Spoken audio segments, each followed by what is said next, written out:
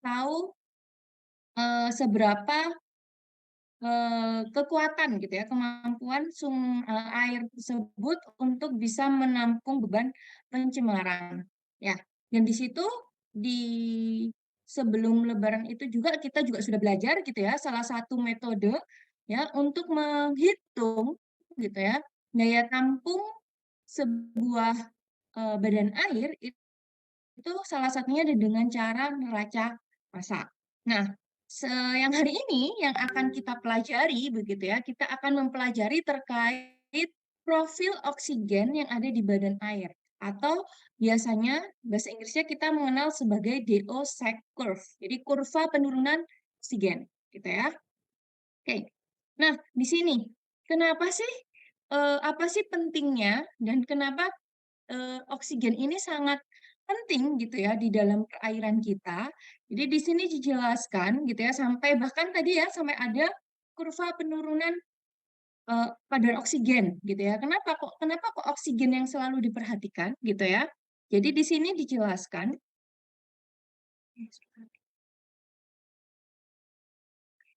Nah, jadi di sini dijelaskan ya bahwa untuk kadar oksigen ini sebenarnya kita bisa mengukur gitu ya jumlah dari gas oksigen yang terlarut di dalam air ya itu dengan menggunakan ini dengan menggunakan suatu alat yang mempunyai probe gitu ya atau mempunyai sensor itu untuk mendeteksi adanya oksigen yang terlarut gitu. Untuk mendeteksi adanya oksigen yang terlarut. Nah, mungkin kalau teman-teman bayangannya seperti apa sih alat untuk mengukur DO ini? Kalau teman-teman mungkin sudah praktikum kimia lingkungan gitu ya, tahu alat pengukur pH gitu ya. Jadi sebenarnya alat pengukur DO itu hampir sama seperti alat pengukur pH. Jadi dia ada probe-nya, kita tinggal celupkan aja ya batangnya ke dalam air yang akan kita teliti kadar DO-nya. Nah, nanti dia akan langsung menunjukkan nilai kadar DO gitu. Nah, untuk DO sebenarnya kalau DO ini gitu ya, eh, DO ini itu kita tidak perlu sebenarnya harus mengambil sampel dibawa ke lab. Karena alat untuk mengukur DO ini sudah ada yang versi portable. Jadi kita bisa bawa kemana saja.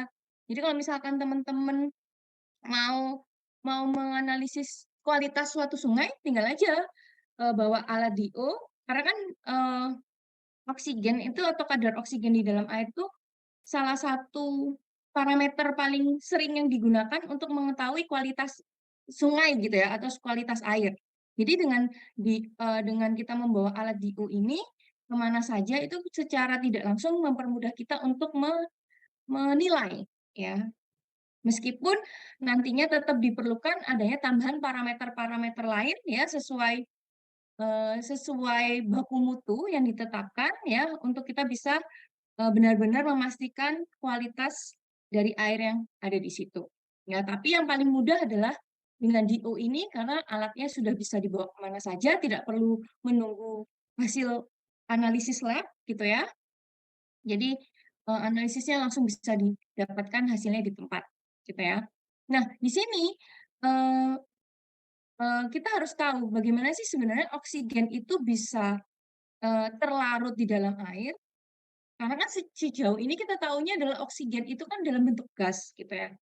Terus bagaimana kok yang awalnya dia dalam bentuk gas dia bisa terlarut di dalam air. Jadi di sini dikatakan bahwa oxygen gets into water by diffusion from the surrounding air by aeration, rapid movement. Jadi salah satu proses gitu ya untuk oksigen itu bisa terlarut di dalam air. Salah satunya adalah dengan proses aerasi gitu ya, dengan adanya pergerakan yang cepat di dalam air kita gitu ya.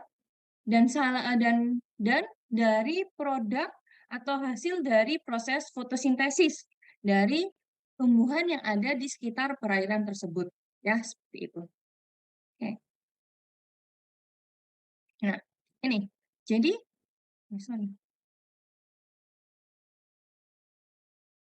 Nah, jadi ini adalah efek gitu ya, efek kebutuhan efek dari limbah yang membutuhkan oksigen untuk didegradasi di dalam air, ya. Jadi seperti yang tadi saya jelaskan sebelumnya bahwa untuk kandungan dissolved oksigen ini gitu atau oksigen terlarut di dalam air ini, itu menjadi parameter yang paling paling sering digunakan gitu ya sebagai indikator, apakah sungai atau kualitas air yang kita teliti itu dia kualitasnya baik gitu ya. Nah, karena di sini kalau misalkan memang sungai itu dia kualitasnya baik gitu ya, maka nilai DO-nya itu akan berada di range 7 sampai 9 miligram per liter. Nah, yang perlu diperhatikan itu adalah untuk kelarutan oksigen di dalam air itu ada beberapa faktor yang mempengaruhi gitu ya. Jadi tidak selamanya, oksigen itu dengan mudah akan terlarut di dalam air.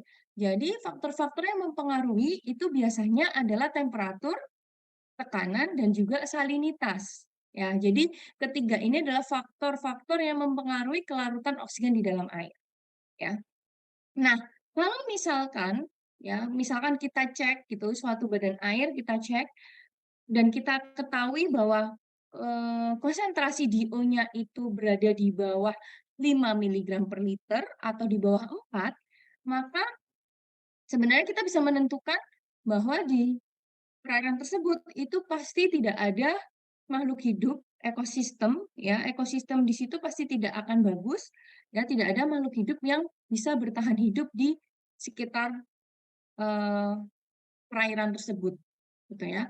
Karena bisa jadi lama-kelamaan dengan kondisi DO yang di bawah 45 ini, kalau misalkan dia memang semakin ekstrim gitu ya, maka akan terjadi kondisi yang anaerobik gitu ya, sehingga, ekosistem-ekosistem tumbuhan, hewan yang ada di situ bahkan mati gitu ya, karena tidak tidak tidak mendapat pasokan oksigen dengan baik, ya, seperti itu.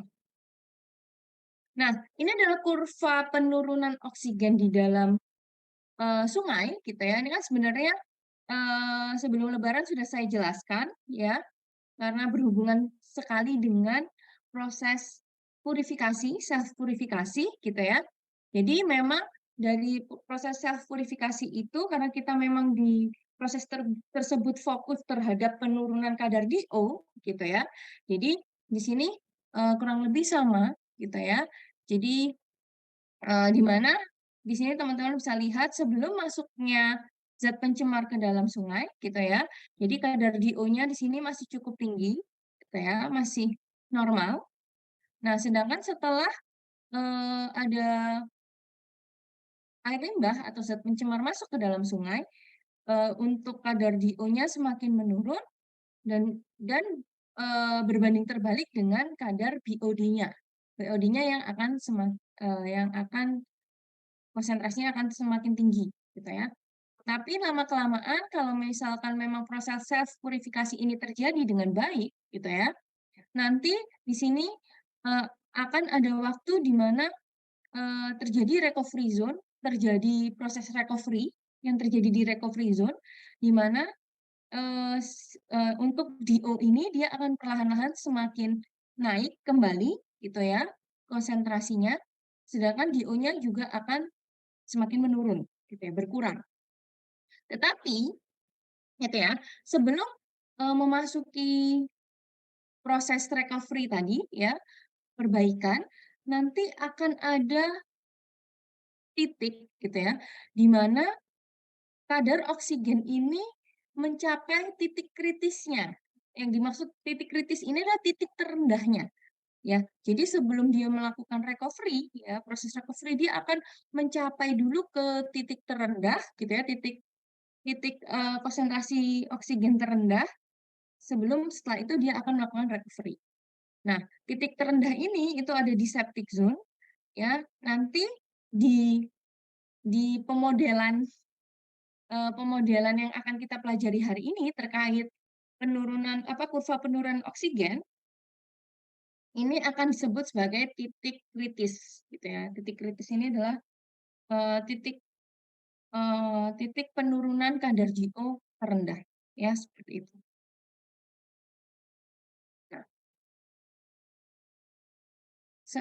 di sini dijelaskan juga faktor-faktor yang mempengaruhi banyaknya kadar DO yang tersedia di dalam air, gitu ya.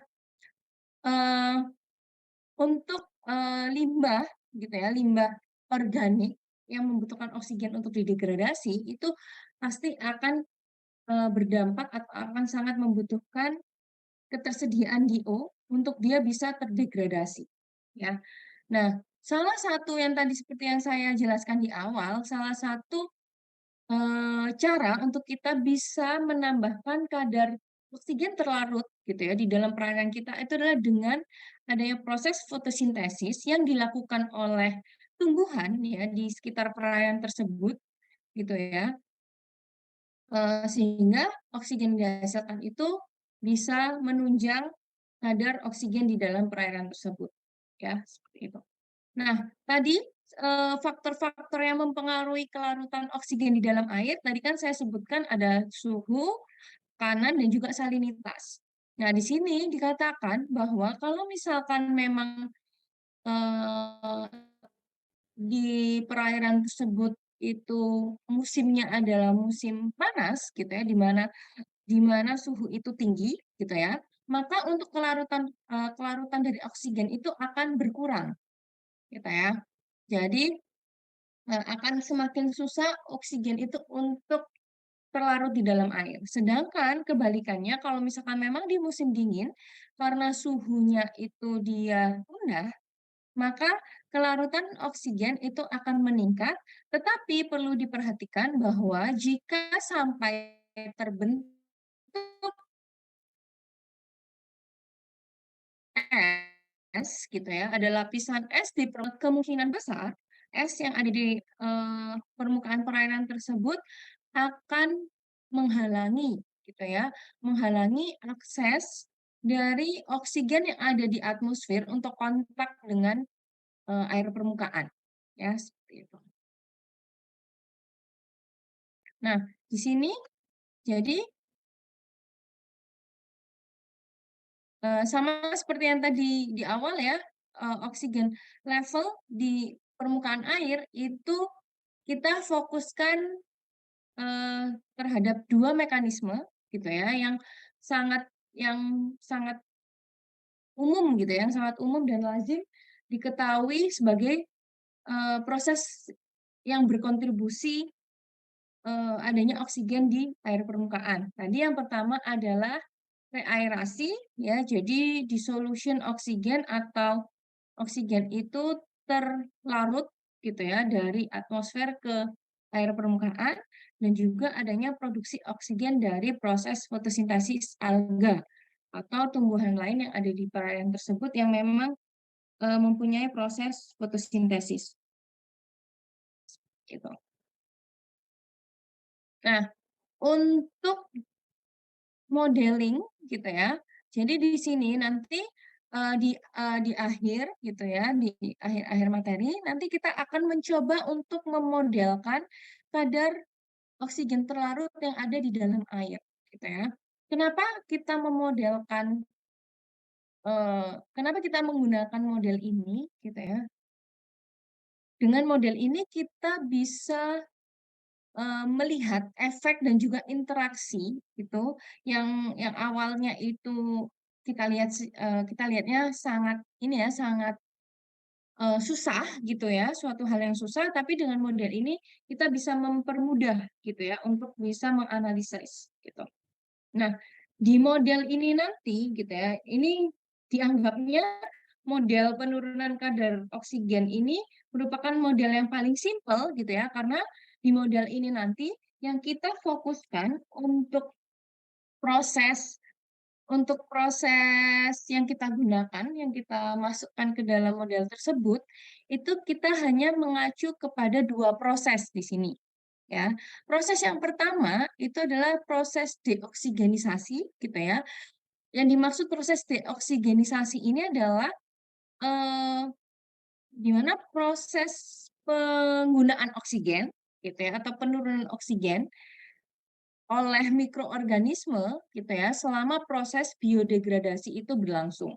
Gitu ya. Jadi kalau proses biodegradasi kan teman-teman tahu ya, berarti kan si bakteri ini atau si mikroorganisme ini bekerja, dia menggunakan oksigen untuk bisa memecah polutan organik ya, seperti itu.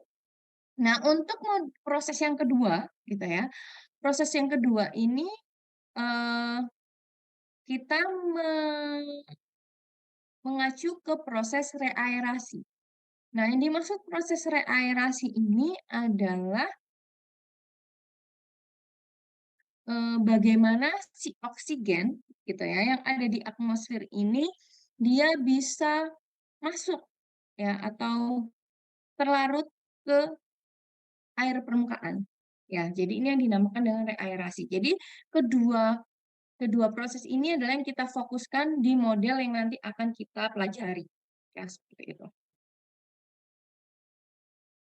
Nah, karena tadi di awal judulnya perkuliahan kita itu adalah kurva penurunan kadar oksigen ya atau DO suck curve. Jadi ini adalah gambaran dari DO suck curve ya yang dimaksud. Nah, kalau misalkan teman-teman lihat sebenarnya ini tidak jauh beda dengan kurva yang ada di proses self purifikasi ya gitu. Jadi di sini tapi kalau di proses self purifikasi itu mungkin ini ya. Jadi ada dibagi zona-zona dan juga ada dibandingkan dengan keterkaitan dengan kadar parameter BOD. Nah, kalau di DO suck curve ini kita benar-benar fokus ke konsentrasi ya penurunan dari parameter DO itu sendiri gitu ya. Nah, jadi kurvanya seperti ini. Jadi nanti teman-teman bisa lihat di sumbu Y-nya. Sumbu Y-nya ini adalah untuk eh, kandungan kadar oksigen terlarutnya, konsentrasinya berapa gitu ya. Ini yang di sumbu Y-nya. Sedangkan di sumbu X-nya itu lebih ke waktu, ya. Waktu aliran sungainya. Berapa lama gitu ya. Ini satuannya pakai days, yang ini pakai persen. Tapi nanti untuk grafiknya mungkin bisa disesuaikan ya. Kalau misalkan nanti teman-teman membuat grafik ini, mungkin ini bisa satuannya miligram per liter, yang ini tetap mungkin kita bisa pakai satuan waktunya adalah hari, gitu ya. Nah, di sini kalau misalkan kita disuruh menjelaskan begitu ya, gambar terkait eh, di OSAC curve ini, gitu ya. Nah, di sini gitu ya. Jadi di sini yang dimaksud point of oxygen demanding waste discharge gitu ya. Jadi sebenarnya untuk di perairan itu kan pasti akan ada saturasi oksigen terlarutnya, gitu ya. Nah, untuk saturasi oksigen terlarut ini itu kan beragam-ragam, gitu ya. Jadi nggak sama, gitu ya, di setiap perairan. Karena kan tadi dikatakan bahwa itu tergantung dari tekanan, suhu, dan temperatur. Jadi nanti untuk saturasi DO ini setiap perairan itu akan berbeda-beda, gitu ya. Nah, di sini di kurva ini kalau misalkan saya harus menjelaskan gitu ya. Jadi digambarkan bahwa gitu ya. Di sini adalah titik di mana air limbah itu dibuang ke perairan. Jadi setelah anggapannya itu di hari ke-0 gitu ya, hari ke-0. Nah, jadi setelah di hari ke-0 itu ada air limbah masuk. Nah, karena adanya air limbah yang awalnya dia mungkin saturasi oksigennya anggap aja dia di angka 90 gitu ya, di angka atau di angka 100 inilah yang paling paling paling pol. Tiba-tiba karena ditambahkan air limbah pasti akan ada penurunan, ya kan, secara langsung. Nah, penurunan itu kemudian tiba-tiba dia ada di titik sini. Nah, penurunan eh, penurunan kadar oksigen ya setelah air limbah itu kontak dengan air sungai itu yang kita sebut sebagai DO atau apa ya inisialnya ya kita anggap sebagai DO gitu ya. konsentrasi penurun inisial inisial inisial penurunan kadar DO gitu ya, inisial awal penurunan kadar DO. Nah, setelah itu di waktu-waktu tertentu ini sebenarnya DT ini anggapannya DT ini adalah di waktu-waktu tertentu ini kita bisa mengetahui penurunan di setiap waktunya itu seperti apa. Berapa penurunannya? Otomatis dia akan semakin besar kan penurunan kadar penurunan oksigennya gitu ya. Semakin lama, nah nanti di waktu tertentu gitu ya, kita bisa tahu kita kita akan menemukan waktu kritis. Waktu kritis ini adalah waktu di mana konsentrasi kritis itu tercapai, ya. Nah, di sini diasumsikan sebagai TC. TC ini adalah waktu kritis, ya. Jadi kapan konsentrasi penurunan terendah itu terjadi, ya, itu di sini, di TC ini, ya. Sedangkan DC ini adalah penurunan kadar oksigen kritis. Jadi yang paling besar itu ada di DC ini. Nah, setelah itu dari DC TC baru nanti setelah melewati titik kritis dia akan berangsur-angsur pulih gitu ya konsentrasinya. Nah, ini nanti sebenarnya kita bisa menggambarkan kurvanya teman-teman ya, nanti di profil gitu ya. Nanti kita menghitung tuh kita bisa menggambarkan kurva ini ya. Nah, jadi dengan tadi saya menjelaskan DOSA curve ini, itu kita akan menggunakan metode yang dinamakan sebagai metode Stater and Phelps gitu ya, di mana metode ini adalah metode suatu pemodelan air sungai gitu ya, yang ditemukan pada tahun 1925, ya itu tadi dengan menggunakan persamaan kurva penurunan oksigen tadi yang saya jelaskan, atau oksigen Salk curve gitu ya. Nah, jadi di metode ini nantinya kita bisa menentukan pengelolaan kualitas air berdasarkan dari penurunan oksigen kritis ya atau DC tadi ya. DC itu yang ini ya, penurunan oksigen kritis. Dari situ kita bisa mengetahui metode apa yang mau kita gunakan. Nah, nanti di dalam prediksi penurunan oksigen tadi gitu ya, kita harus memperhatikan fungsi-fungsi dari degradabilitas dari bahan organik yang masuk ke dalam air sungai, gitu ya, di mana nanti akan meliputi campuran BOD dan campuran BOD di dalam aliran dan BOD yang masuk dari air limbah, dan juga kita harus memperhatikan dari laju difusi oksigen ke dalam air yang ada dari atmosfer, ya. Nah, sama sebenarnya seperti yang tadi sudah saya jelaskan sebelumnya. Jadi untuk pemodelan ini ya di Stater and Phelps ini kita hanya dibatasi ke dua fenomena. Ya, jadi nggak terlalu luas gitu ya yang harus kita perhatikan. Jadi dua fenomena itu yang seperti tadi saya sebutkan ada deoksigenisasi dan juga reaerasi. Jadi deoksigenisasi ini adalah proses pengurangan oksigen terlarut akibat dari aktivitas bakteri yang dimana dia akan mendegradasi bahan organik yang ada di dalam air. Nah, untuk proses reaerasi itu adalah proses peningkatan oksigen terlarut yang disebabkan oleh turbulensi yang terjadi pada aliran sungai. Ya, jadi nanti di dalam perhitungan atau di dalam persamaan yang kita gunakan di metode di pemodelan Stater and Phelps ini nanti gitu ya, nanti yang kita fokuskan hanya ada di dua proses ini. Makanya nanti di perhitungan kita akan menghitung koefisien dari proses laju laju laju ya laju dari proses deoksigenisasi dan juga laju dari proses reaerasi. Karena kedua proses ini yang memang sangat digunakan untuk kita menghitung dengan pemodelan Stater and Phelps ya seperti itu.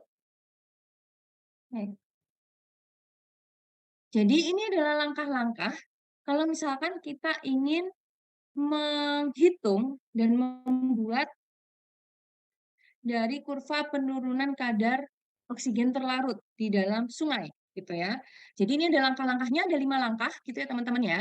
Jadi yang pertama kita harus mengetahui gitu ya, kondisi awal sungai itu seperti apa gitu ya. Yang kedua adalah kita harus mengetahui laju deoksigenisasi dari BOD test dan juga dari geometri perairannya. Lalu kita juga harus menentukan dulu laju reaerasinya. Setelah itu, gitu ya, baru kita bisa menghitung dan mengetahui untuk penurunan kadar DO berdasarkan dari fungsi waktu tadi. Ya kan? Karena kalau tadi di kurva itu kan kita mengacunya adalah ke waktu, gitu ya. Dan juga selain itu, setelah itu kita bisa menghitung, gitu ya, di mana waktu dan juga seberapa besar eh, konsentrasi penurunan kadar oksigen terlarut di titik kritis gitu ya. Jadi kita bisa tahu kondisi terburuknya itu seperti apa, di mana berapa konsentrasinya yang berkurang dan juga kapan terjadinya. Ya, jadi kita bisa mengantisipasi sebenarnya secara secara apa ya? Secara permodelan gitu ya. Jadi kita bisa mengantisipasi. Nah, ini sama sebenarnya seperti yang tadi kurva yang sebelumnya saya jelaskan, gitu ya. Jadi nanti kita punya inisial penurunan konsentrasi oksigen terlarut, lalu kita nanti juga bisa mengetahui, gitu ya, di hari keberapa, gitu ya, penurunan paling besar terjadi, berapa besar penurunannya, konsentrasi penurunannya, dan juga jarak. Nanti kita juga bisa menghitung jaraknya terjadi di sungai di jarak berapa, ya seperti itu. Nah, jadi tadi kan sebenarnya di awal itu dikatakan ya kita harus tahu inisial kondisi dari perairan kita. Nah, untuk kondisi inisialnya itu yang kita lakukan adalah kita menggunakan neraca massa gitu ya untuk mengetahui inisial pencampuran ya dari kualitas sungai yang sebelum air limbah itu masuk, kemudian ada air limbah masuk. Jadi kita harus tahu dulu ya inisial percampurannya itu seperti apa. Ya, nah ini kan teman-teman mungkin dari yang sebelumnya saya jelaskan sudah paham ya terkait neraca massa ini bagaimana kita menghitung terjadinya pencampuran tersebut. Nah, ini adalah langkah-langkah gitu ya kalau misalkan kita mau menghitung atau apa namanya menghitung atau mau menggambarkan kurva atau melakukan pemodelan dengan kurva penurunan kadar oksigen. Ya, tadi saya cuma menjelaskan langkah-langkahnya. Nah, ini adalah eh, langkah-langkah dan persamaan yang digunakan di dalam kita bisa memodelkan penurunan kadar oksigen ini. Jadi seperti yang sebelumnya saya jelaskan gitu ya. Jadi kan langkah pertama adalah kita harus mengetahui kondisi kondisi awalnya seperti apa, kondisi inisialnya. Berarti kita harus tahu dulu kan inisial DO konsentrasinya seperti apa. Kalau misalkan di sini, ini kan yang diketahui adalah parameternya adalah DO dan BOD. Ya, jadi kita harus tahu setelah pencampuran itu konsentrasi DO-nya seperti apa dan konsentrasi BOD-nya juga seperti apa. Ya.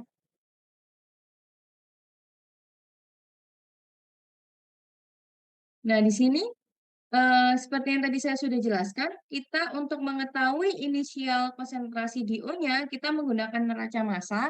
Ya, jadi teman-teman tinggal pakai persamaan ini yang seperti neraca massa yang sudah saya jelaskan. Jadi selama diketahui debit dari air sungainya dan juga konsentrasi DO air sungai sebelum terjadi penambahan air limbah, ya, lalu nanti ditambahkan juga debit dari air limbah yang masuk ke sungai dan juga konsentrasi dikalikan dengan konsentrasi air limbahnya dibagi dengan debit dari air sungai ditambah dengan air limbahnya. Nanti di sini kita mendapatkan konsentrasi kadar DO tercampur, ya, pencampuran konsentrasi DO-nya. Gitu.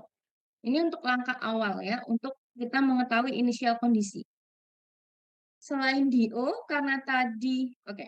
Nah, kalau untuk DO sebenarnya tidak berhenti sampai di sini, gitu ya. Sampai kita hanya mengetahui konsentrasi pencampurannya. Tetapi di sini kita harus mengetahui inisial penurunan kadar DO-nya seperti apa, ya. Kalau ini kan eh, kalau ini kan ini ya, kalau ini kan kondisi setelah terjadi pencampuran. Tetapi berapa penurunan yang terjadi, gitu ya. Nah, berapa penurunan yang terjadi itu kita menggunakan rumus ini. DA sama dengan DOS dikurangi DO. Nah, DA ini adalah nanti inisial atau seberapa besar awal penurunan dari kadar DO yang terjadi setelah air limbah itu masuk, gitu ya. Nah, yang tadi kita hitung itu adalah DO ini. Nah, sekarang kita harus mengetahui DOS-nya seperti apa atau eh, konsentrasi DO saturasinya. Nah, untuk konsentrasi DO saturasinya seperti yang tadi sebelumnya saya jelaskan, untuk ini itu tuh nilainya atau kadarnya itu berpengaruh terhadap suhu, tekanan atmosfer dan juga salinitas. Sehingga untuk nilai DOS ini kita bisa menemukannya di tabel, gitu ya. Nah, ini adalah salah satu contoh tabel, gitu ya. Salah satu contoh tabel untuk kita bisa menentukan nilai DO saturasi. Nah, tapi kalau yang contoh ini adalah kita mengacu berdasarkan salinitas, gitu ya. Ini ada chloride concentration dan berdasarkan dari temperatur. Nah, kalau misalkan, gitu ya, contohnya, kalau misalkan memang perairan kita ini dia tidak mempunyai salinitas, ya, konsentrasi kloridnya 0, dia memiliki suhu airnya adalah 25, maka untuk DO saturasinya itu ada di angka 8,26.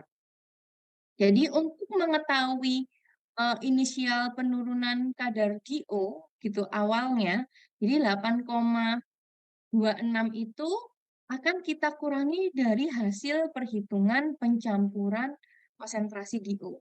Sehingga selisih gitu ya, selisih hasil dari pengurangan tersebut merupakan nilai inisial dari penurunan kadar DO di perairan tersebut. Ya, seperti itu. Oke. Nah, setelah itu, setelah kita tahu inisial penurunan kadar DO-nya, selanjutnya kita harus mengetahui, gitu ya, harus mengetahui BOD inisial BOD concentration ultimate, gitu ya. Nah, untuk mengetahui initial ultimate BOD concentration, gitu ya, itu kita menggunakan persamaan eh, yang bawah ini, ya. Jadi kita menghitung dulu gitu ya percampuran dari BOD, BOD air sungai dan juga BOD air limbah setelah tercampur. Ya, sama persamaannya sama seperti kita menggunakan neraca massa, hitungan neraca massa, ya seperti itu. Nah, setelah kita tahu gitu ya, kita tahu BOD ultimate-nya, kita tahu eh, penurunan kadar DO-nya, kemudian kita harus mengetahui dulu laju deoksigenisasi. Karena laju deoksigenisasi ini kan salah satu proses ya atau mekanisme yang kita perhatikan di dalam pemodelan ini, gitu ya. Jadi di sini dikatakan bahwa ketika air limbah itu masuk atau dibuang ke dalam perairan, maka eh, maka konsentrasi DO di dalam perairan itu akan menurun, ya. Nah, penurunan kadar DO ini kita ketahui sebagai deoksigenisasi, gitu ya.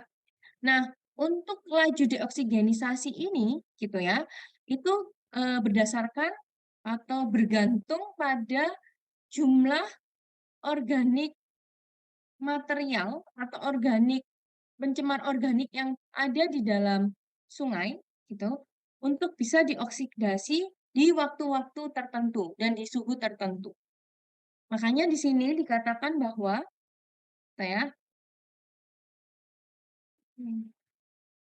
maka di sini dikatakan bahwa untuk laju deoksigenisasi itu adalah rumusnya adalah KDLO-E min KDT. Gitu ya. Di mana KD ini itu adalah koefisien K dari BOD test yang digunakan. Ya, jadi nanti kita pakai persamaan yang di bawah ini untuk menghitung laju deoksigenisasi. Ya, oke.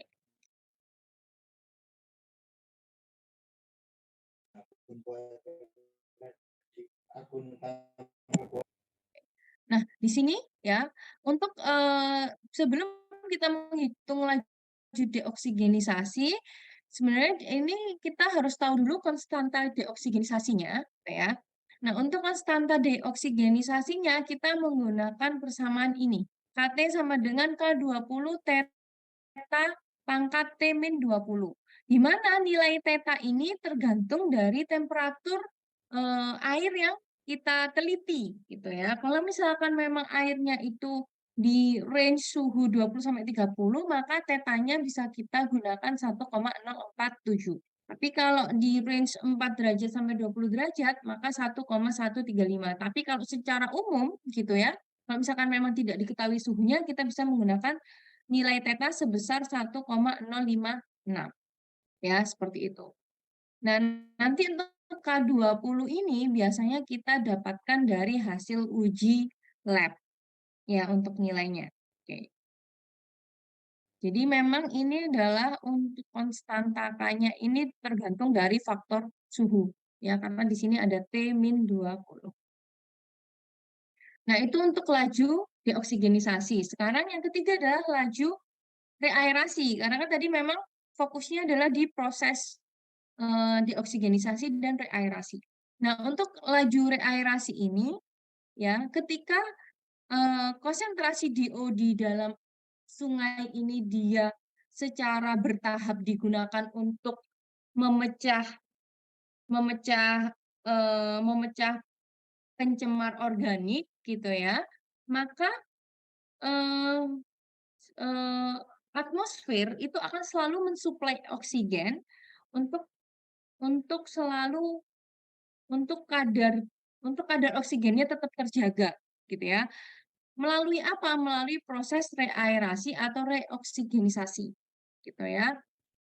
Nah, untuk laju reoksigenisasi ini ada beberapa faktor yang mempengaruhi. Itu beberapa faktor itu adalah berdasarkan dari kedalaman dari sungai gitu ya. Kalau semakin dangkal maka laju reaerasinya akan semakin cepat gitu ya. Karena kan kalau dangkal itu kan berarti untuk air itu kontak dengan atmosfer atau dengan udara itu kan semakin dekat gitu ya, tidak jauh gitu ya. Selain itu juga tergantung dari velocity, kecepatan aliran di dalam sungai. Kalau misalkan kecepatannya dia besar, maka untuk laju reaerasinya juga akan semakin besar. Tetapi kalau memang kondisi perairannya dia stagnan atau tenang, gitu ya, itu akan mengecilkan laju dari reoksigenisasi. Ya. Hmm. Nah, ini adalah untuk laju reaerasi, ya, rumusnya adalah KR dikalikan D. D itu adalah tadi, ya, initial deficit dissolved oxygen. KR-nya ini adalah konstanta dari reaerasi. Nah, konstanta reaerasi ini itu kita bisa mencari, ya, atau kita bisa menghitung. Di sini ada dua, begitu ya. Ada dua persamaan tergantung dari apa yang diketahui, apa yang kita ketahui di lapangan. Jadi kalau misalkan kita pakai yang atas, gitu ya. Kalau yang atas ini berarti kalau di lapangan kita tahu, gitu ya, kita tahu kedalaman dan juga kecepatan dari sungai yang akan kita modelkan. Nah, kalau kita tahu kedalaman dan kecepatan, ya kita pakai persamaan yang ini, KR sama dengan 3,9 U pangkat setengah dibagi dengan H pangkat 3/2. Tetapi kalau misalkan yang diketahui itu adalah KR20-nya, ya, KR20 ini bisa juga didapatkan dari lab gitu ya. Nah, yang diketahui adalah KR20-nya dan suhunya, maka kita bisa menggunakan rumus yang ini. Di mana nanti nilai apa nih? Simbol apa ya? Saya nggak tahu. Simbol ini nanti akan diganti dengan 1,02 A. Ya, seperti itu. Oke. Oke, mungkin sampai sini mungkin teman-teman belum ada gambaran ya. Nanti setelah ini saya akan mulai masuk ke contoh soal sehingga teman-teman punya gambaran. Oh, ternyata seperti ini loh rumus-rumus tadi, persamaan-persamaan tadi itu bisa digunakan sehingga kita nanti bisa membuat profil penurunan konsentrasi DO dan juga bisa membuat kurvanya ya dari hasil pemodelan ini. Ya. Jadi setelah tadi kita tahu inisialnya, kondisi inisialnya perairannya seperti apa, tahu laju deoksigenisasi, reaerasinya, kita baru masuk ke perhitungan kadar DO berdasarkan fungsi waktu, gitu ya. Jadi di sini ya kita bisa dengan mudah menganalisis gitu ya kurva oksigen bisa kita selesaikan dengan mudah kalau misalkan kita menyatukan semua itu tadi dari laju deoksigenisasi dan reaerasi berdasarkan dari saran dari analisis Tetra and Phelps. Sehingga untuk laju penurunan kadar oksigen di waktu tertentu itu kita menggunakan ini, menggunakan persamaan ini. DT sama dengan KDLO dibagi KR min KD dikalikan E pangkat min KDT dikurangi E min KRT ditambah DA dikalikan dengan E min KRT. Ya, jadi dari sini sebenarnya untuk nilai-nilai yang kita masukkan di persamaan ini tuh sebenarnya sudah kita ketahui di langkah-langkah yang sebelumnya. Jadi kalau masuk sini kita tinggal memasukkan saja nilai-nilai yang tadi sebelumnya sudah kita dapatkan di langkah-langkah sebelumnya. Ya nanti nanti teman-teman bisa lihat di contoh perhitungannya, di situ teman-teman bisa tahu gitu ya. Jadi ini kita tinggal pakai aja rumusnya, tinggal memasukkan nilai ya. Nah, ini untuk mengetahui penurunan konsentrasi di waktu tertentu. Tetapi khusus untuk kalau misalkan kita ingin mengetahui gitu ya, penurunan konsentrasi di O kritisnya itu seberapa besar gitu ya, di waktu kapan ya penurunan paling kritis itu terjadi dan di jarak berapa. Nah, ini ada rumusnya. Nah, jadi ini ada rumusnya. Jadi ini untuk yang atas, ini yang TC, berarti ini adalah waktu kritis. Waktu kritis penurunan paling besar DO itu terjadi. Nanti kita pakai persamaan ini. Nah, dari ini pun sebenarnya masing-masing nilai KR, KD ini sebenarnya sudah kita dapatkan di sebelumnya dari langkah-langkah 1, 2, 3 tadi. Ya. Begitu pula dengan konsentrasi kritisnya. Ini kita tinggal memasukkan saja, tapi di sini teman-teman bisa tahu ya, sebelum kita menghitung konsentrasi, kita harus tahu dulu waktunya. Karena di sini adalah kita harus mengalihkan dengan DC-nya. Ya. Selain itu, ya selain tadi waktu dan besarnya konsentrasi di titik kritis, itu juga ada jarak. Jarak jarak di mana jarak berapa titik penurunan paling kritis itu terjadi, itu pakai ini persamaannya. XC sama dengan TC dikalikan U. TC ini itu juga itu waktu kritisnya kapan dikalikan dengan U. U ini adalah kecepatan dari sungai yang akan kita modelkan. Nah, di sini jelas kita nanti tahu waktu berapa besar konsentrasi penurunannya terjadi dan juga jarak jarak kritisnya terjadi di mana? Ya, jarak berapa? Oke. Nah, sekarang kita masuk ke contohnya aja langsung ya teman-teman ya. Jadi biar teman-teman nggak bingung, tadi kan secara umum langkah-langkahnya seperti itu, persamaan yang digunakan seperti itu. Sekarang kita langsung prakteknya aja ya. Jadi bagaimana kalau ada contoh soal seperti itu kita mengaplikasikannya. Ya. Nah, ini ada contoh soal di mana ada sebuah air limbah yang dibuang ke badan air yang memiliki debit sebesar 560 liter per second, di mana air limbah tersebut memiliki BOD 5 sebesar 50 mg per liter dan juga konsentrasi DO 3 mg per liter dan juga suhu 23 derajat Celcius. Di mana untuk air limbah yang menerima air sungai, di mana sungai yang menerima air limbah tersebut, gitu ya, dia memiliki debit sebesar 2,8 meter kubik per second dengan konsentrasi BOD-nya adalah 4 mg per liter dan juga konsentrasi DO-nya adalah sebesar 8,2 mg per liter, ya. Dan juga dia memiliki suhu sebesar 17 derajat Celcius. Dari hasil lab, tes lab, diketahui bahwa nilai K-nya, jadi K-nya sebenarnya di sini sudah diketahui ya, K20-nya. K20-nya itu adalah 0,1 per hari. Ya.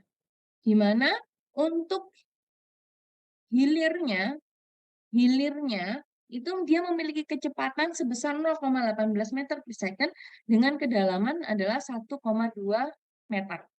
Oke, di sini kita harus menghitung atau mengkalkulasikan, kita harus menghitung waktu penurunan DO kritis, laju penurunan DO kritisnya, jaraknya berapa DO kritis itu terjadi, dan kita harus mengetahui atau kita memodelkan profil penurunan DO di jarak 20 kilo dan 50 kilo. Ya, seperti itu. Oke, jadi ini langkahnya, langkah awalnya. Karena langkah awal itu kita harus mengetahui inisial kondisi dari perairannya, gitu ya, setelah terjadi pencampuran itu seperti apa, maka ini adalah gambarannya, gitu ya. Gambarannya ini adalah sungainya, dan ini adalah air limbah yang masuk tadi dari contoh soal. Jadi kan dari contoh soal diketahui, gitu ya, debitnya adalah 560 liter per second, BOD-nya 50 mg per liter, DO-nya 3 mg per liter, dan juga suhunya adalah 23 derajat Celcius, gitu ya. Sedangkan untuk sungai penerima air limbahnya, gitu ya, kalau nggak salah tadi debitnya masih dalam satuan meter kubik per sekon. Makanya di sini satuannya disamakan semua, jadi liter per second, sehingga debitnya menjadi 2.800 liter per sekon. Dengan kadar BOD-nya tadi adalah 4 mg per liter dan DO-nya adalah 8,2, suhu 17 derajat. Nah, berarti kan kita harus menghitung nih percampuran percampuran air limbah dengan sungainya seperti apa. Nah, ini adalah hasil hasil perhitungan pencampurannya gitu ya, gambarannya seperti ini. Tapi kalau kita hitung, itu langkah-langkahnya ada di sini. Ya. Jadi penyelesaian pertama adalah kita cari dulu konsentrasi masing-masing BOD, DO, dan suhu campuran dari air limbah dan air sungai. Dari BOD-nya kita dapat 11,7. DO-nya kita dapat 7,3 dan suhunya adalah 18 derajat Celcius. Oke ya, sesuai ya ini ya. 11,3, 7,3 dan 18. Ya. Itu adalah gambarannya. Jadi ini adalah kondisi inisial parameter BOD, DO, dan juga suhu setelah terjadi pencampuran. Setelah itu, setelah kita menghitung ini, baru kita menghitung koefisien dari masing-masing deoksigenisasi dan juga reaerasi di suhu percampuran. Karena kan tadi suhu pencampurannya sudah diketahui 18 derajat Celcius. Nah, tadi untuk eh, koefisien deoksigenisasi, ya, karena diketahui ya, hasil K20-nya tadi di lab itu ada 0,1, maka di sini kita pakai persamaan ini, ya. Jadi ini 0,1, tadi kan, sorry, tadi kan untuk KT-nya, itu kan persamaannya ini ya, KT sama dengan K20 theta T min 20. K20-nya tadi disoalkan diketahui 0,1 per hari. Dikalikan dengan theta. Tetanya ini karena dia berada di suhunya. Tetanya karena berada di 18 derajat, berarti itu ada di range antara 4 derajat sampai 20 derajat. Maka tetanya kita pakai nilai 1,135. Ya. Oke. Sehingga di sini ya kita pakai 1,135 dipangkatkan T-20 dioksigenisasinya kita mendapatkan kan untuk koefisien reaerasi gitu ya. Karena di soal tadi kita diketahui di hilirnya itu ada kecepatan dan kedalaman, maka persamaan yang kita gunakan adalah persamaan ini. RT 2,2 V dibagi H pangkat 1,33. Kita pakai yang ini, gitu ya.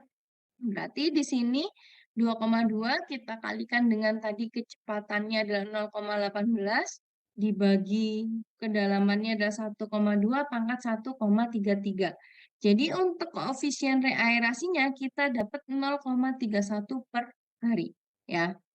Oke, jadi kita sudah tahu ini konsentrasi BOD campuran dan koefisien, ya, koefisien deoksigenisasi dan reaerasi.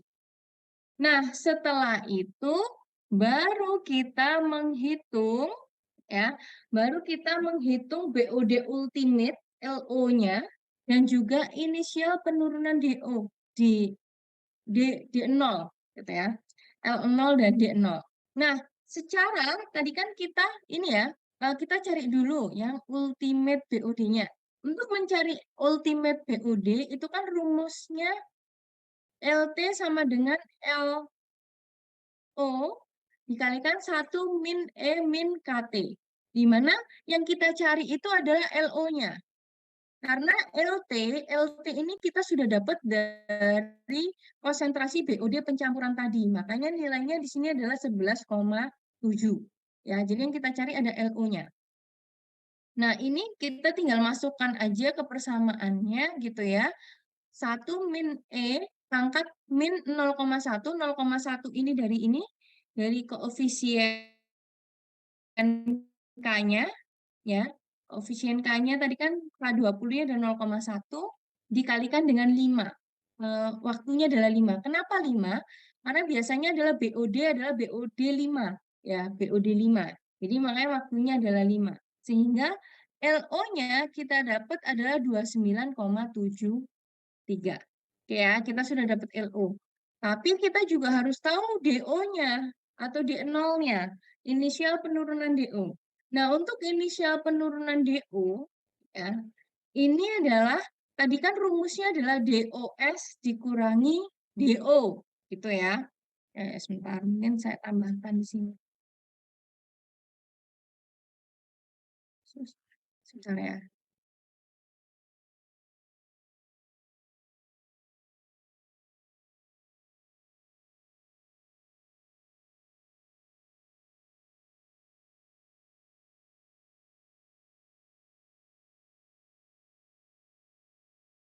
Oke, jadi kan sebenarnya kalau rumus, gimana sih?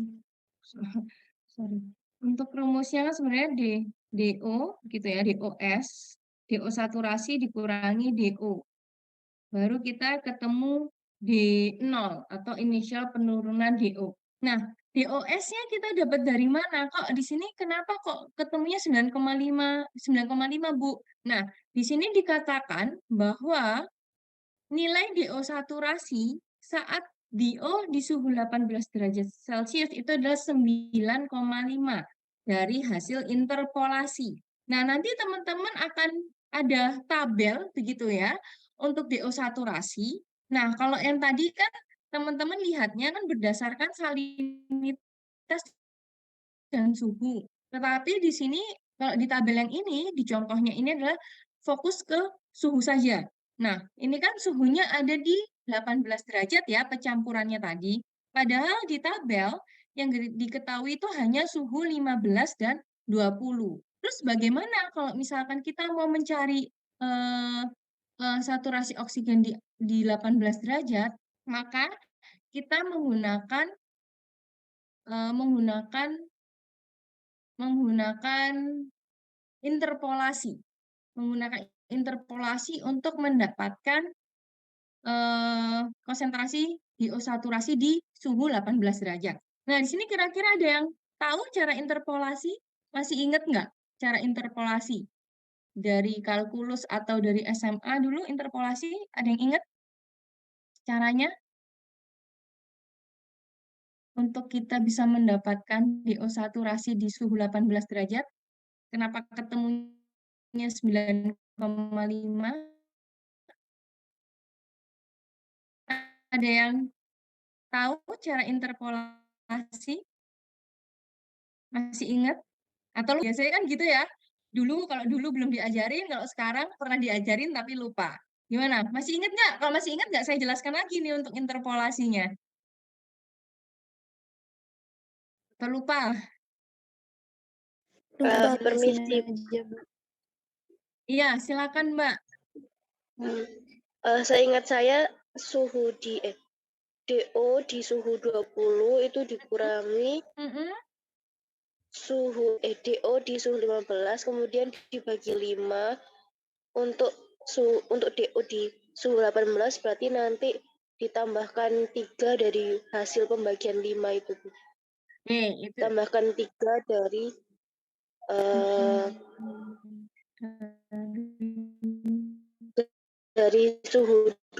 dari suhu 20. Dari DO-nya suhu 20. Oke, oke. Itu dari ini siapa panggilannya Mbak? Siapa Mbak Zahra? Maulaya. Oh, dari Mbak Maulaya. Mungkin ada lagi yang lain, mungkin ada yang ingat untuk cara interpolasi selain Mbak Maulaya? Ada yang ingat nggak?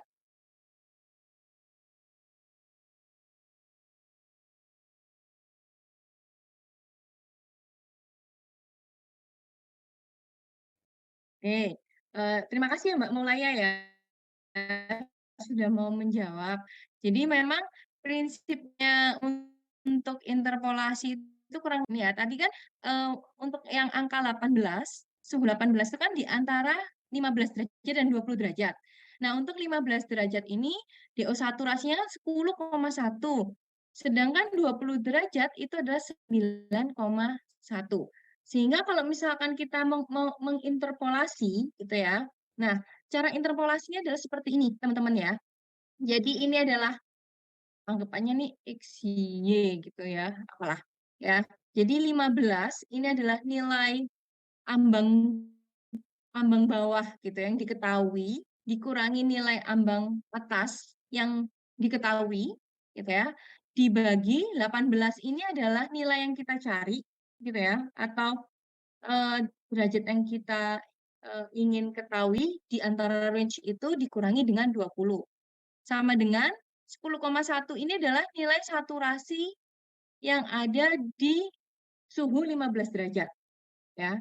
Dikurangi nilai saturasi suhu 20 derajat gitu ya dibagi X. X ini adalah konsentrasi saturasi yang kita cari yang di suhu 18 dikurangi dengan 9,1.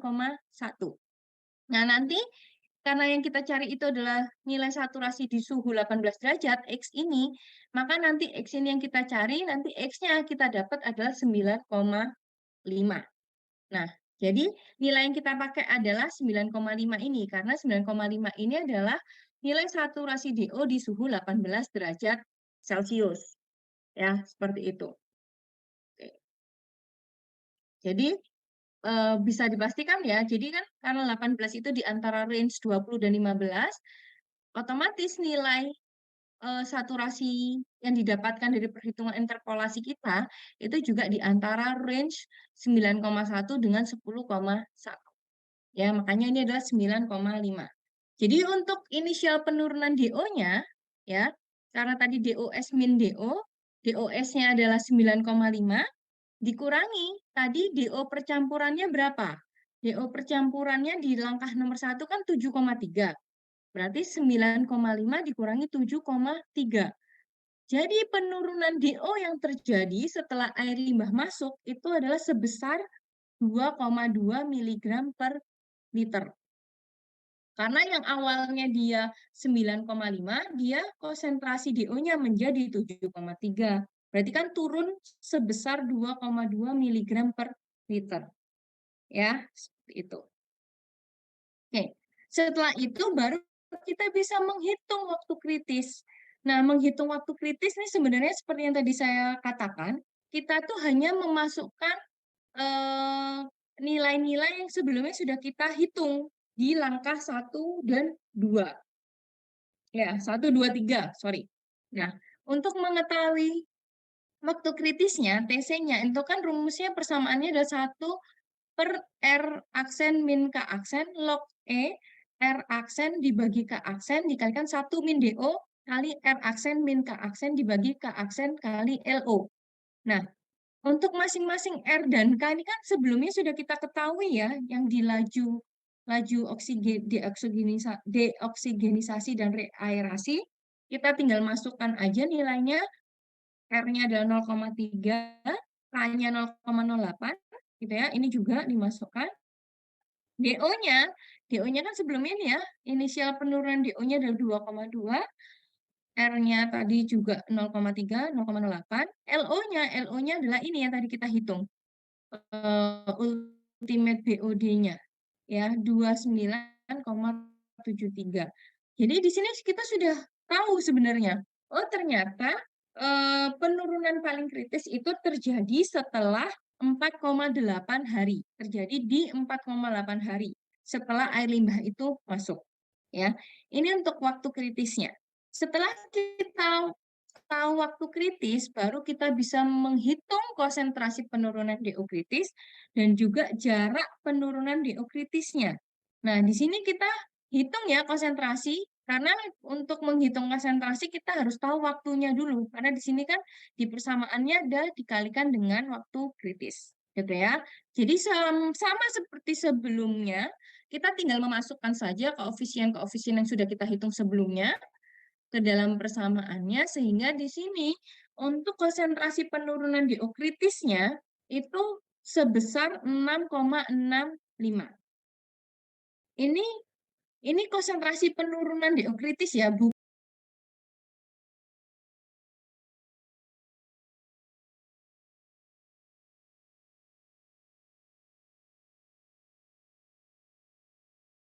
kira-kira berapa, teman-teman?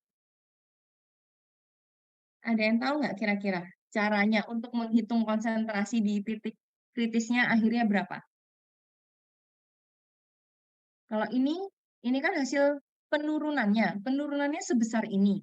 Tapi konsentrasi akhirnya berapa? Ada yang tahu untuk menghitungnya? Dikurangi dengan DO awalnya, Bu. Oke, DO awalnya tadi berapa, Mbak? Yang berapa? Yang angka berapa kira-kira?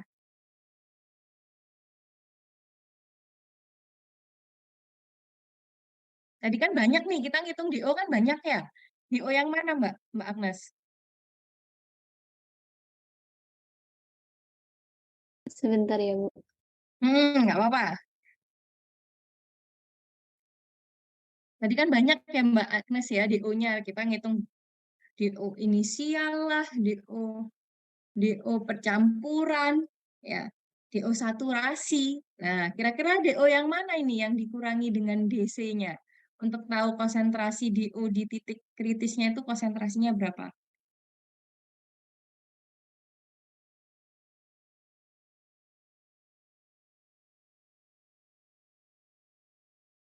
Ini Mbak Agnes, saya kasih clue ya. Tadi kan ada beberapa DO ya, ada DO penurunan inisial, DO saturasi, DO percampuran. Kira-kira dari tiga itu yang mana? DO awalnya yang tadi dibilang Mbak Agnes.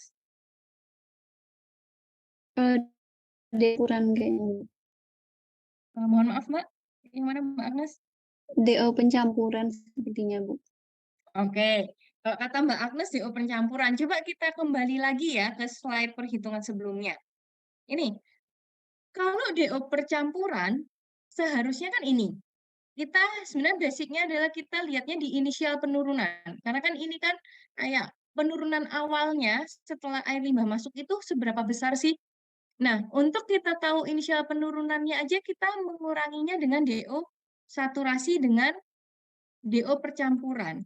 Berarti untuk kita tahu konsentrasi di titik ini itu seberapa besar, harusnya bukan DO pencampuran. Ya teman-teman ya Mbak Agnes ya. Harusnya malah DO saturasi. Ya kan? Karena di sini aja untuk inisial penurunan awal aja kita kurangi dengan DO saturasi, DO pencampurannya. Berarti untuk itu, untuk kita tahu di titik kritis ini berapa besar konsentrasi yang ada di tren tersebut, berarti di sini adalah DOS kita kurangi dengan DC.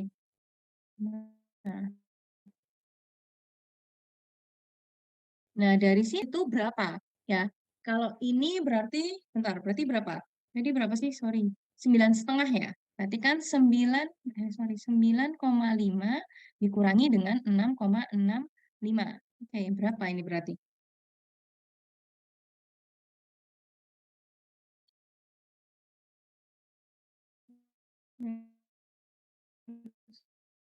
Bentar.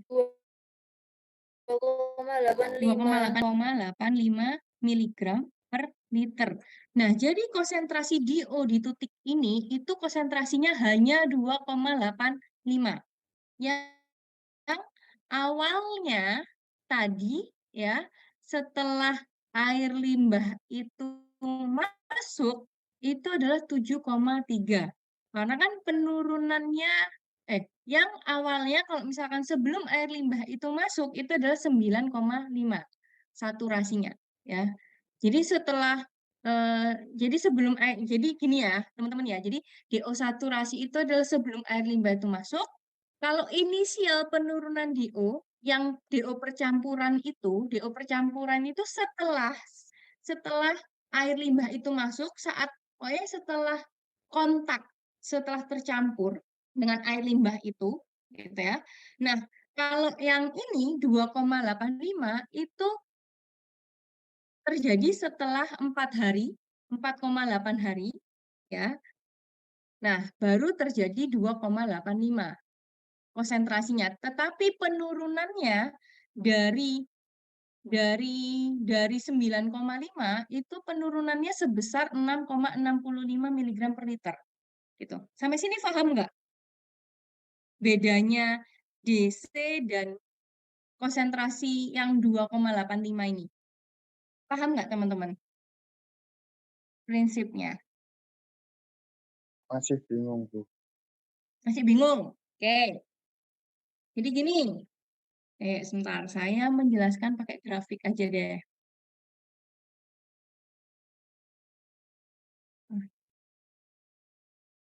Nah, ini ya. Misalkan kita pakai grafik yang ini.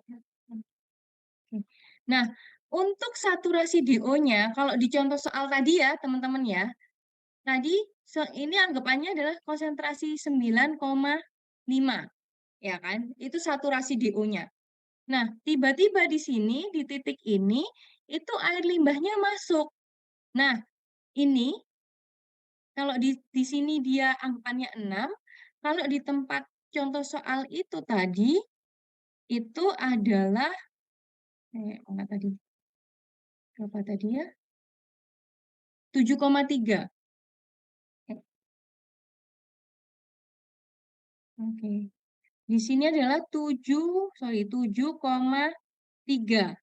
Nah, inisial defisit penurunan ini itu adalah yang 2,2. Ya. Nah, setelah itu kita menghitung titik kritis kan? Nah, DC-nya, yang DC itu adalah dari saturasi ini sampai ke critical point ini. Ya, ini adalah DC. DC-nya tadi ketemunya adalah 6,65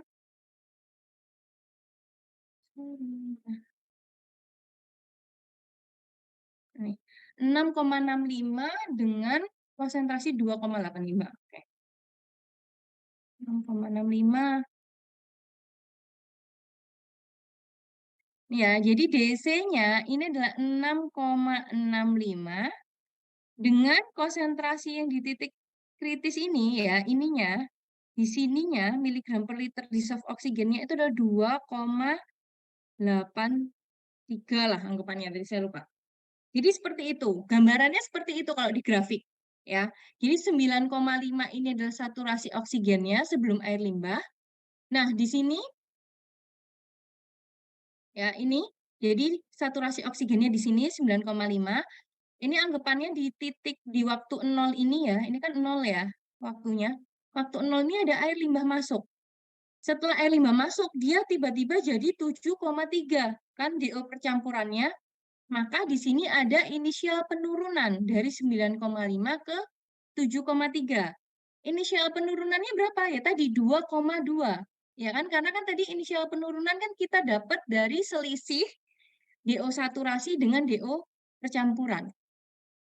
Nah, sedangkan yang DC itu kan penurunan konsentrasi DO kritis, ya.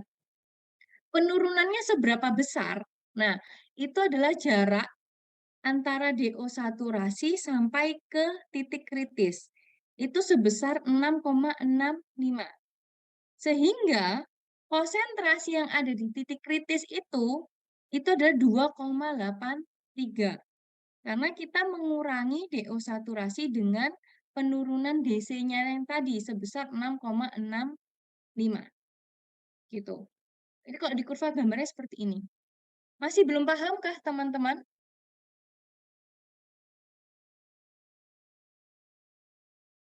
Gimana, Mas Kresna masih belum paham nggak? Masih sudah paham? Sudah sedikit paham, Bu, masih mencernanya. Masih mencerna, oke. Nggak apa-apa, nanti kan ini nanti bisa dipelajari lagi ya di slide-nya. Jadi kurang lebih seperti itu. Ah, ini loh teman-teman. Sebentar. Lebih jelasnya ini deh. Ini ya. Jadi anggapannya itu DO saturasinya ini kalau di contoh soal itu adalah 8,5 ya. Nah, DO-nya ini itu yang tadi.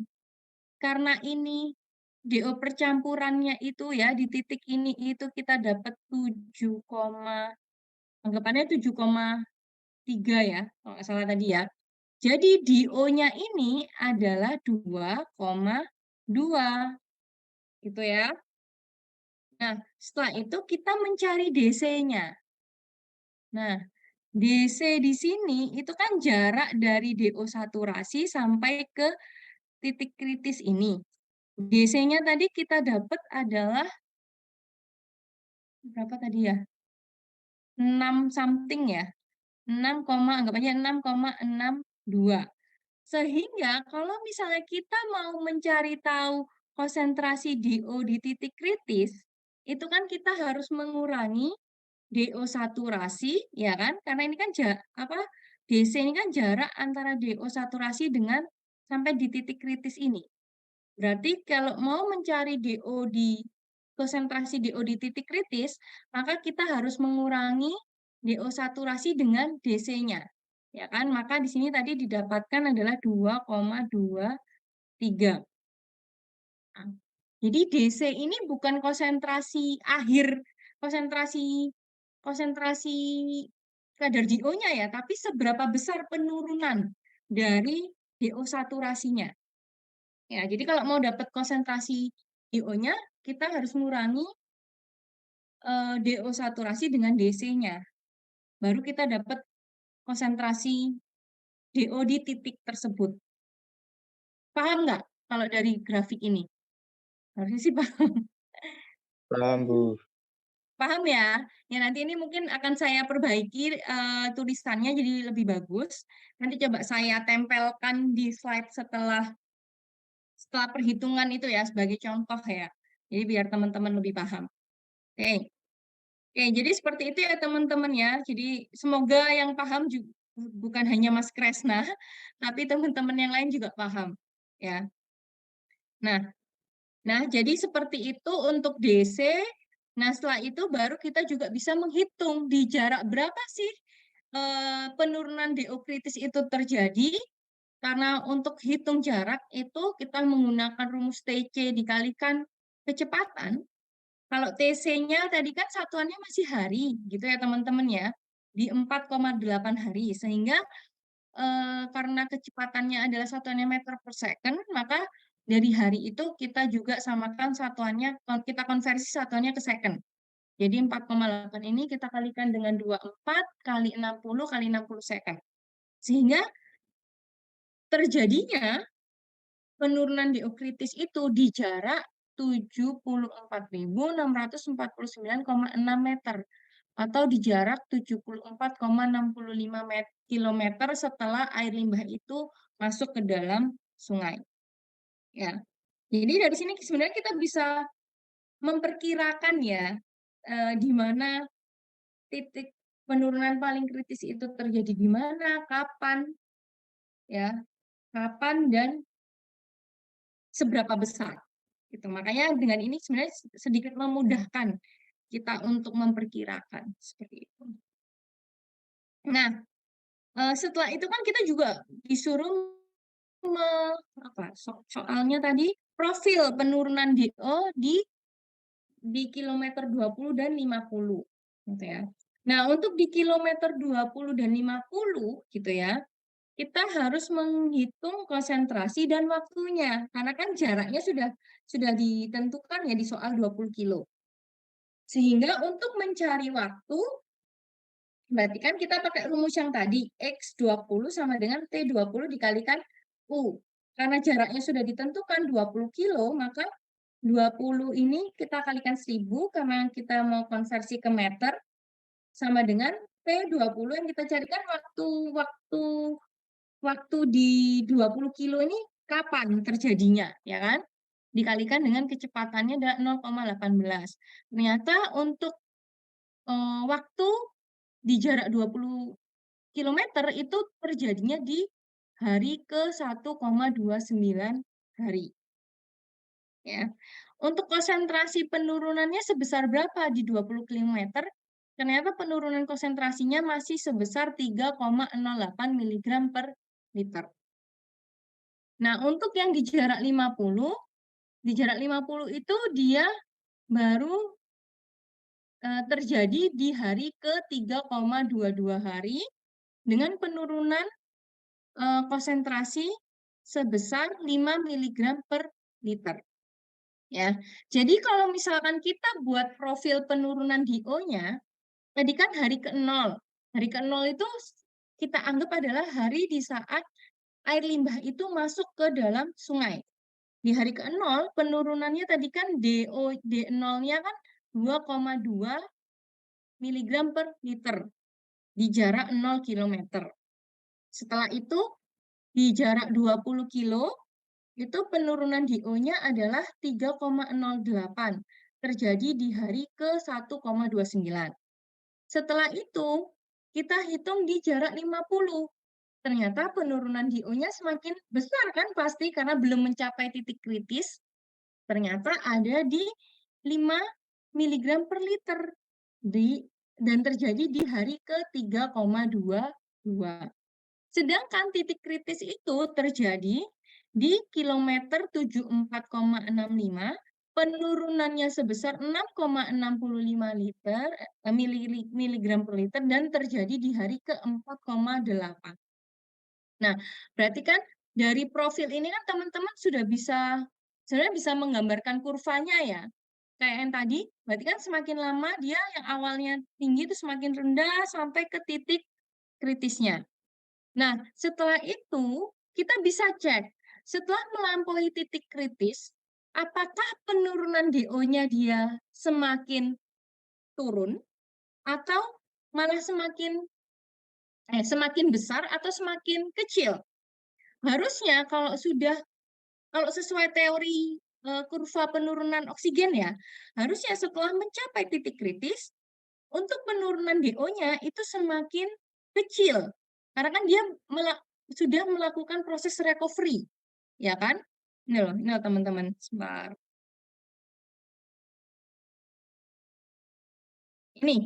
Sorry.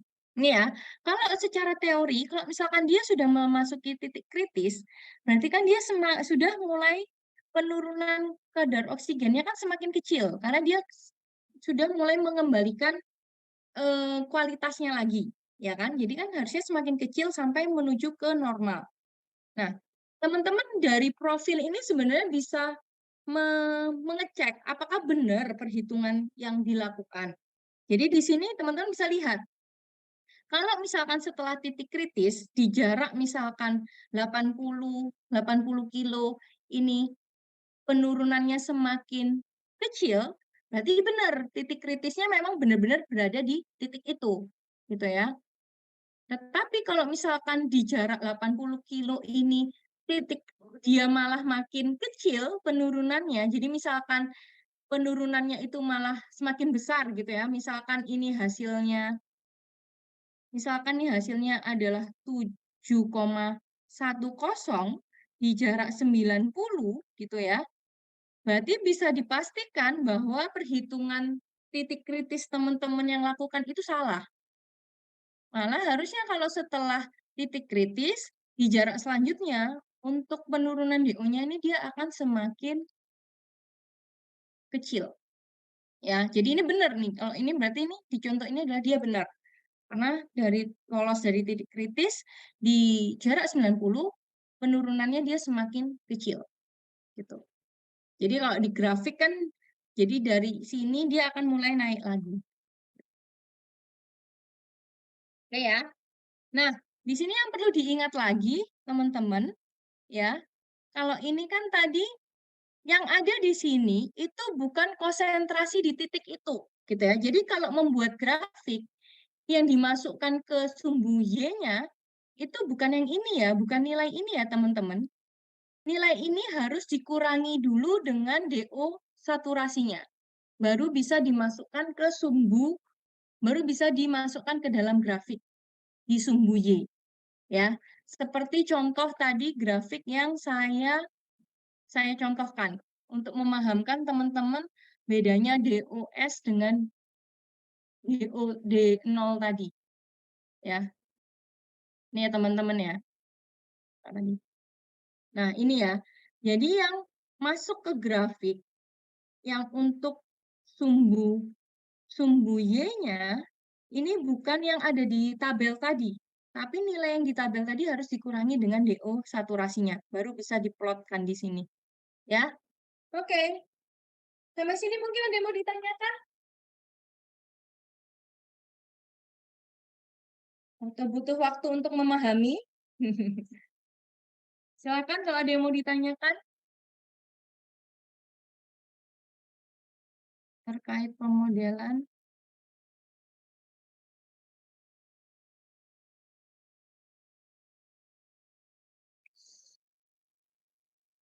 Sudah cukup jelas, teman-teman? Permisi Bu, mau tanya yang TC tadi. Yang mana, Mas? TC. TC. TC ini, TC sebelumnya. Sebentar, sorry. Ini. Yang Ini tadi Bu, TC. yang enggak yang apa? Siapa apa tadi? Nah ini. Ini XC. 4,8 ini dari yang konsentrasi ini apa? Yang dari mana tuh? 4,8 itu dari TC-nya, Mas. TC-nya itu dapat dari sini, hitung waktu kritis ini. Nah, Oh, jadi karena kan ini kita masih fokusnya cari ke semua yang kritis gitu ya, baik itu konsentrasi penurunannya, waktu, dan jaraknya. Sehingga kalau misalkan kita jarak penurunan DO kritis, yang kita pakai adalah TC. Tuh. Kecuali ya, mungkin Mas Kresna bingung antara yang ini ya, yang penurunan DO pada jarak 20 dan 50. Nah, kalau jarak 20 dan 50 eh, karena jaraknya sudah dipastikan, maka kita harus carinya adalah bukan TC lagi, tapi T di jarak 20. Karena kan T eh, karena kan untuk jarak kritisnya kan sudah ketahuan ya di 74 dan waktunya di 4,8. Tapi kalau misalkan di jarak 20-50 kan kita nggak tahu waktunya berapa. Nah, itu baru kita cari lagi, Mas. Yang dimasukkan di sini, yang kita cari itu malah T20-nya. Karena kan yang diketahui adalah jaraknya. Gitu. Baru nanti kita cari juga penurunan konsentrasi di jarak 20 kilo dan juga 50 kilo. Seperti itu. Paham, Mas Kresna, sampai sini? Iya, Bu. Terima kasih, Bu. Ya, oke. Ada lagi yang lainnya mau ditanyakan?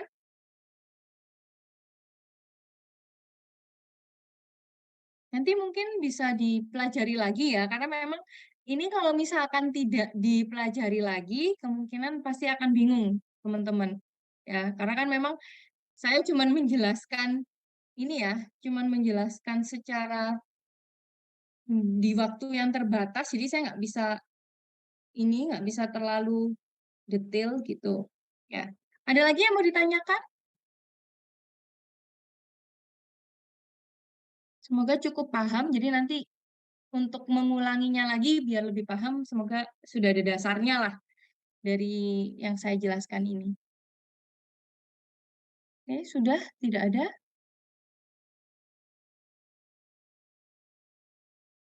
Oke, kalau sudah tidak ada yang ditanyakan kembali dan didiskusikan, eh, mungkin perkuliahan kita sampai di sini. Untuk perkuliahan minggu depan, ini nanti mungkin kita lihat sikonnya ya, karena kan harusnya sudah masuk Bu Restu, tetapi karena beliaunya kemungkinan berhalangan masuk, sehingga mungkin saya yang akan masuk ke kelas, dan mungkin akan saya isi untuk kuis gitu karena kan dari saya belum ada kuis dari materi yang saya berikan jadi kemungkinan minggu depan itu akan saya buat kuis tapi nanti akan saya infokan lebih lanjut lagi ke perwakilan kelasnya dan tidak akan mendadak juga gitu ya jadi nanti teman-teman masih tetap bisa mempersiapkan diri kalau misalkan memang akan saya adakan kuis di minggu depan gitu ya teman-teman ya oke jadi sebelum saya akhiri karena ini masih masuk bulan Syawal ya kemarin kita habis berlebaran, jadi saya mohon maaf lahir dan batin gitu ya. Kalau misalkan saya ada salah kata, salah perbuatan yang menyakiti hati teman-teman begitu ya. Semoga dengan ini eh, kita kembali suci gitu ya, kembali. Semoga kedepannya juga saya tidak membuat salah lagi ke teman-teman seperti itu ya. Oke, ya Mbak Maulida sama-sama ya tadi sudah ini kan stiker ya sama-sama Mbak Nuraini ya jadi nanti kita ketemu lagi minggu depan ya teman-teman ya Insya Allah lah nanti akan saya infokan lagi ke ketua kelasnya oke terima kasih atas perhatiannya ya teman-teman untuk pagi hari ini saya akhiri wassalamualaikum warahmatullahi wabarakatuh Waalaikumsalam warahmatullahi Terima wabarakatuh. kasih banyak, Bu. ya Terima kasih, Bu. sama-sama Terima kasih, Bu. ya saya end meeting ya